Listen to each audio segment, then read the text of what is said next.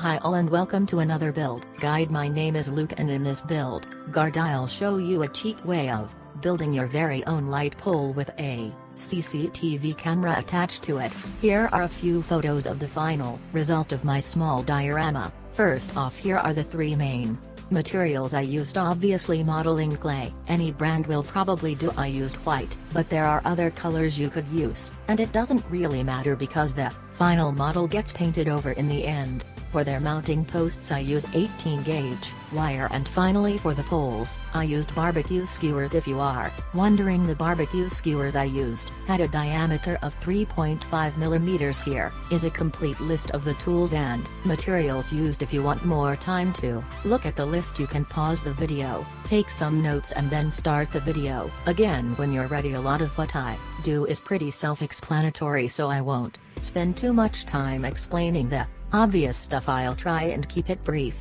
I started out by flattening out the clay to about the thickness of the CCTV camera, and I use enough clay to carve out all the parts I need plus a few spares. If you leave the clay to dry for about 5 minutes, it will make it much easier to cut with the knife the clear parts you want to mold the CCTV camera, the light feeding the transmitter for the camera, and a base for the light pole. The base is optional and depends on where and how you plan to fix your light pole to the layout. And now for the tricky part, trying to carve out the details in the camera and the light fitting. Here I'm creating a hood for the camera by carving out some of the clay, and then I use the knife to flatten out the area where I just finished carving. It will probably lose its shape a little bit while you're carving, but you can always fix that by squaring it up on the table. Do the same for the light fitting by carving out the inside part where the light globe would go. Once the clay pieces have had enough time to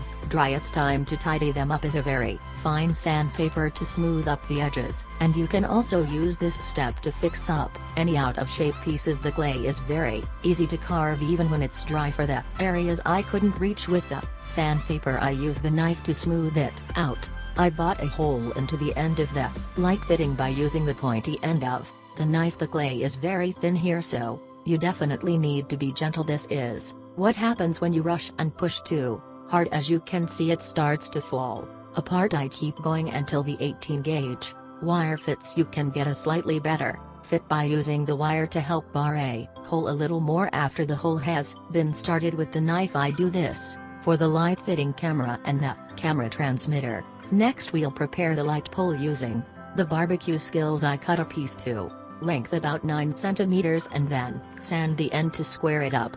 Put a small mark where you will insert the attachments for the light fitting in the camera. The hole for the light fitting is about 7.5 cm up the post, and the hole for the camera is a little lower, about 6.5 cm up the post. The drill bit I used for the hole was 1.45 mm in diameter, just big enough to fit the 18 gauge wire. Use a pin to get the hole started and use that as a guide to start drilling.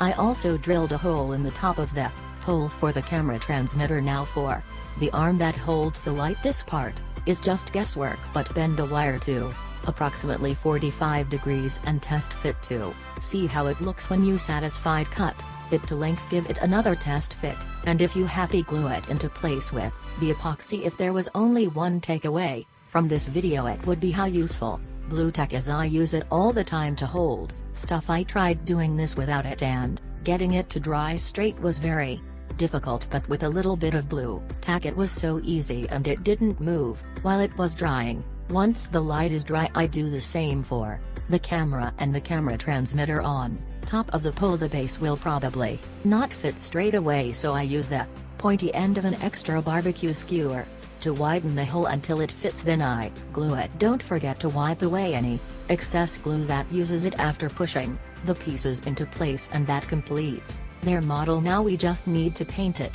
As for painting, you can paint whatever color you want, but here is a list of the colors I used to paint in the model. An extra step I took to protect the paint was to seal it with a final coat of matte finish, and there you have it, a completed light pole with a modern touch. to it if you want to add extra details.